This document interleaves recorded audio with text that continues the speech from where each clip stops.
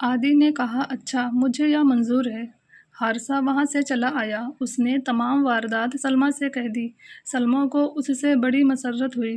عرب میں یہ قاعدہ تھا کہ وہ جب کسی شخص کو اپنی پناہ میں لے لیتے تھے تو اس کی حفاظت فرض سمجھتے تھے، زندگی کے آخری دم تک اس کی حفاظت کرتے تھے، کیسا بھی زبردست ان پر حملہ ور ہو کر اسے واپس لینا کیوں نہ چاہے، وہ اس وقت تک واپس نہ کرتے جب تک کہ اس قبیلے کا ایک آدمی بھی زندہ رہتا۔ اسی طرح سلمیٰ جمیلہ کے عادی کی حفاظت میں حارثہ کے پاس رہنے لگی۔ حارثہ کی بیوی موجود تھی۔ اس کی بیوی نے سلمیٰ اور جمیلہ کو بڑی مسرت سے خوش آمدید کہا، نہایت محبت اور ہمدردی سے پیش آئیں اور دونوں ماں بیٹی حارثہ کے پاس رہنے لگیں۔ حارثہ اون کی تجارت بھی کرتا تھا۔ اس کے پاس بھیڑوں اور بکریوں کے گلے تھے۔ اس کی بیوی ان گلوں کو چرایا کرتی اور اون کاتا کرتی تھی۔ سلمیٰ نے یہ برا سمجھا کہ وہ خالی بیٹھی رہے اور اس کی میزبان کلام کرے۔ اس نے دوسرے ہی دن سے اون کاتنا شروع کر دیا۔ ہرچند حارثہ اور اس کی بیوی نے منع کیا لیکن اس نے نہ مانا۔ اب اس کا کام صرف گلوں کو چرانا رہ گیا۔ کچھ دن کے بعد سلمیٰ نے جمیلہ کو سعدیہ کے ساتھ گلے کو چرانے کو بھیجنا شروع کیا۔ جب وہ اس کام سے واقف ہو گئی تو تنہا جمیلہ ہی جانے لگی اور سعدیہ کھانا پکانے کا کام کرنے لگی۔ جمیلہ کو حارثہ نے نیزہ بازی اور شمشیر زنی کی تعلیم دے کر اسے خوب ماہر کر دیا۔ اس قبیلے کی تمام عورتیں اور قبیلے ہی کی کیا تمام قبائل اور سارے عرب کی عورتیں نیزہ بازی اور شمشیر زنی کی تعلیم باقاعدہ حاصل کرتی تھیں۔ جمیلہ اعلیٰ ابصاح تیر ہاتھ میں لے کر بھیڑوں اور بکریوں کو ہانک لے جاتی اور تمام دن ریگ زار میں انہیں لیا پھرتی۔ اس نواح میں ہر طرف یا تو ریت کے پہاڑ یا حد نگاہ تک ریگ زار کا سمندر تھا۔ سبزہ کا نام نشان بھی نہ تھا۔ بھیڑ اور بکریاں ریت میں پڑے ہوئے سنگریز کھاتی تھیں۔ پانی شام کو نخلستان میں آ کر پیتی تھیں۔ آفتاب کی تمازت سے بچنے کے لیے جمیلہ ریت کے پہاڑوں کے دامن میں خود بھی بیٹھ جاتی اور بھیڑوں بکریوں کو بٹھا دیتی۔ کچھ حارثہ ہی کے پاس بھیڑیں اور بکریاں نہ تھیں بلکہ قریب تمام قبیلے والوں کے پاس تھیں۔ سب سے زیادہ عادی کے پاس تھی۔ اس کی بیٹی رقیہ بھی بکریاں چرایا کرتی تھی لیکن سب الگ الگ جایا کرتی تھیں اور شام کو واپس آ جایا کرتی تھیں۔ رقیہ اور جمیلہ میں کچھ تھوڑی ہی سی چھوٹی بڑائی تھی۔ اب وہ دونوں ساتھ جانے لگی تھیں۔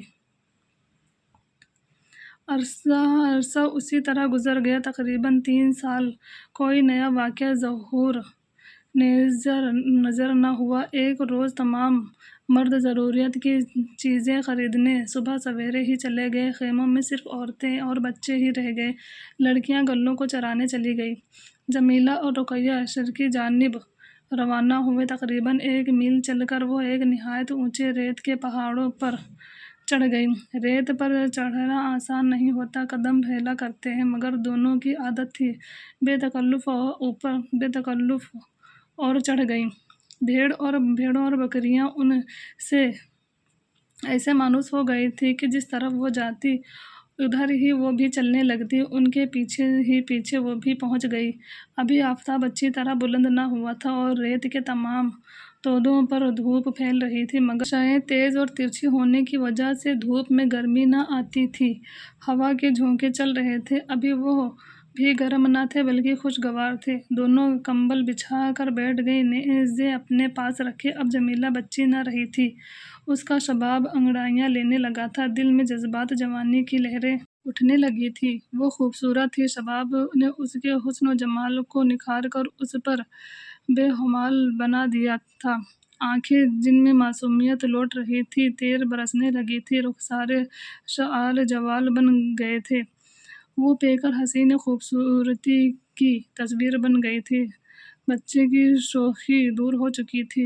شباب کی سنجیدگی آ چکی تھی۔ رقیہ بھی خوبصورت تھی مگر جمیلہ جیسی نہ تھی۔ جمیلہ اگر چاند تھی تو وہ چاند کا ٹکڑا۔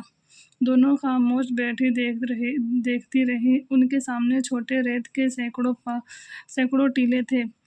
ٹیلوں کی اس طرف ریت کا میدان تھا، دھوپ ٹیلوں اور میدان کی ریت کو جگمگا رہی تھی۔ جب شے سیدھی ہو گئی اور دھوپ میں تمازت آ گئی تو دونوں اٹھی، دونوں نے ادھر ادھر دیکھا، مغرب کی جانب غبار اٹھتا ہوا نظر آیا، دونوں حیرت سے غبار کی طرف دیکھنے لگی۔ غبار بڑھتا آ رہا تھا۔ رقیہ نے کہا، جمیلہ چلو، جلدی چلو، معلوم ہوتا ہے کوئی قبیلہ ہمارے قبیلے پر طاقت کرنا چاہتا ہے۔ جمیلہ نے کہا، ٹھہرو رقیہ، پریشان نہ ہو، ممکن ہے کوئی قافلہ ہی ہو۔ رقیہ نے جلدی سے کہا، قافلہ غیر ممکن ہے، قافلہ اسی تیزی سے نہیں آیا کرتے۔ دیکھتے ہی غبار کس تیزی سے بڑھتا آ رہا ہے۔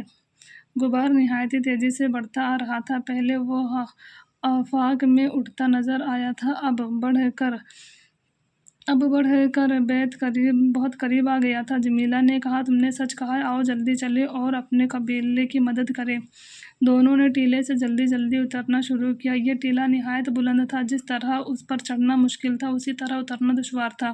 چونکہ ریت پھیلا کرتی ہے، اس لیے ذرا سی غلطی سے دونوں پھسل کر نیچے گر سکتی تھیں۔ وہ آہستہ آہستہ اتر رہی تھی۔ ابھی انہوں نے نصف فاصلہ ہی طے کیا تھا کہ غبار کا دامن چاک ہو گیا۔ کچھ عرب سوار گھوڑے دوڑے نخلستان کی طرف جھپٹتے نظر آ رہے۔ رقیہ نے انہیں دیکھتے ہی کہا، جلدی چلو، جلدی چلو۔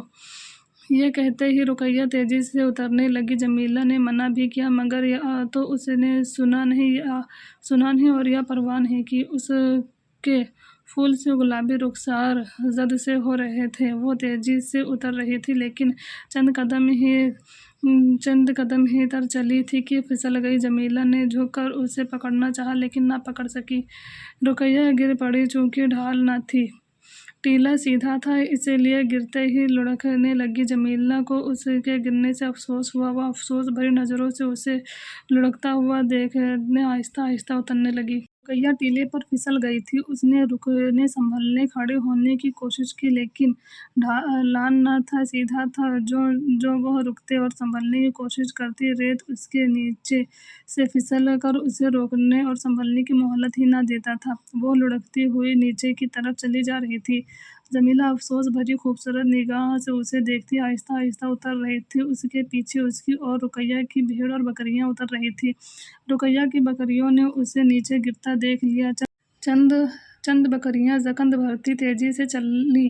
ان کے چلنے کی رفتار سے معلوم ہوتا تھا کہ رقیہ کو گرتے دیکھ کر وہ بے چین ہو گئی اور اسے سہارا دینے کے لیے لپک رہی ہیں۔ ایک موٹی بکری رقیہ کے قریب پہنچی۔ رقیہ نے جلدی سے اس کے کان پکڑ لیے۔ بکری ریت میں پاؤں گڑا کر کھڑی ہو گئی۔ اتفاق سے یہاں ریت کی تہہ کم تھی، باشت بھر آگے نکلی ہوئی تھی۔ ادھر رقیہ کے پاؤں اس تہہ پر رک گئے۔ اور بکری کا سہارا ملا، وہ رک کر سنبھل کر کھڑی ہو گئی۔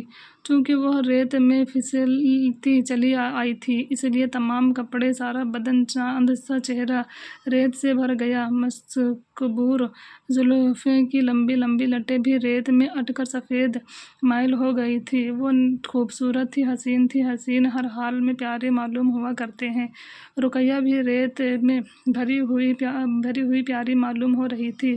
اس کا چاند سا چہرہ ریت کی جمی ہوئی ہلکی تہہ میں بالکل ایسا معلوم ہوتا تھا جیسے 14ویں رات کا چاند زیر غبار پیارا معلوم ہوا کرتا ہے۔ رقیہ نے کھڑی ہوتے ہی بکری کو نہایت پیار محبت سے تھپ تھپایا۔ بکری بڑی دل سوز، بڑی ہمدرد نگاہ سے منہ اٹھا کر رقیہ کو دیکھ رہی تھی۔ جمیلہ بھی آہستہ آہستہ اتر کر رقیہ کے پاس پہنچ گئی۔ اس کے نازک لبوں پر دل فریب تبسم کھل رہا تھا۔ اس نے کہا، جلد بازی کا نتیجہ دیکھا رقیہ؟